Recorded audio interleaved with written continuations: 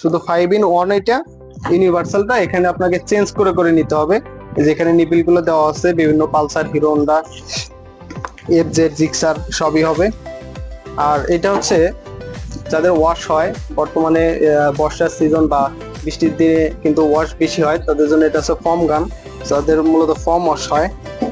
আর এইটা হচ্ছে spark plug range.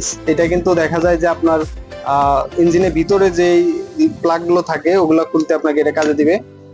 আর এটা হচ্ছে যারা এই একটা ব্লুটুথ ওবিডি আছে, যারা ফোনের সফটওয়্যার দিয়েই ডিটিসি রিমুভ করতে পারেন বা করতে চান অনেকে পার্সোনাল ইউজের জন্য, এটা হচ্ছে ব্লুটুথ ওবিডি।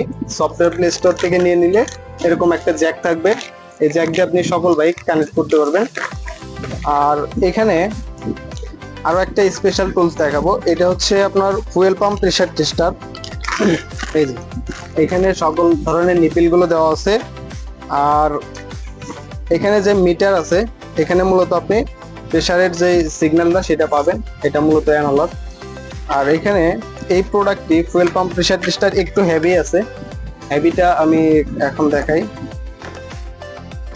এই যে দেখেন এটা হচ্ছে ওর চাইতে একটু হেভি, এখানে সব ধরনের নিপিল গুলোই দেওয়া আছে। এটাতে নষ্ট হওয়ার সম্ভাবনা খুবই কম পাবেন এবং লং লাস্টিং এর জন্য এটা ইউজ করতে পারেন। আর হচ্ছে আরো কিছু স্পেশাল টুলস এখানে আমি রাখছি, যেহেতু এতগুলো প্রোডাক্ট নিয়ে একবারে কথা বলা সম্ভব হয় না, তো তার জন্য যেগুলো খুবই প্রয়োজনীয় সেগুলো নিয়ে কথা বলার চেষ্টা করতেছি। এই যে দেখেন এটা হচ্ছে ব্রেক অয়েল চেঞ্জার, এটা ইউনিভার্সাল, প্রাইভেট কার, মোটরসাইকেল সবকিছুরই হবে।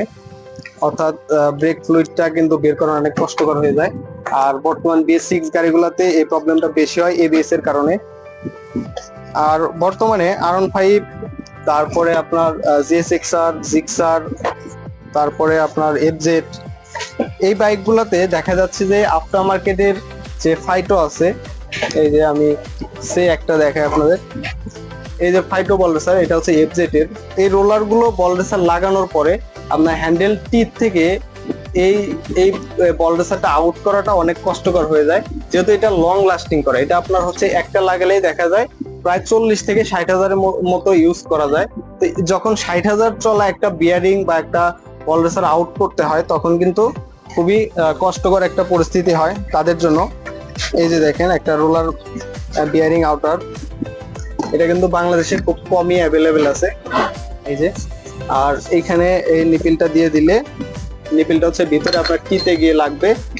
আর এখানে যে স্টিক আছে, এই যে দেখেন, এটা কিন্তু আপনি এখানে দিয়ে জাস্ট টাইট দেওয়ার পরে এখানে যদি আপনি 1/4 যে কোনো 24 নাম্বার গুটি লাগায় 1 নিমিষে খুলে ফেলতে পারবেন, যে আপনাদের যে ইম্প্যাক্ট রেঞ্জ গুলো থাকে সেইটা।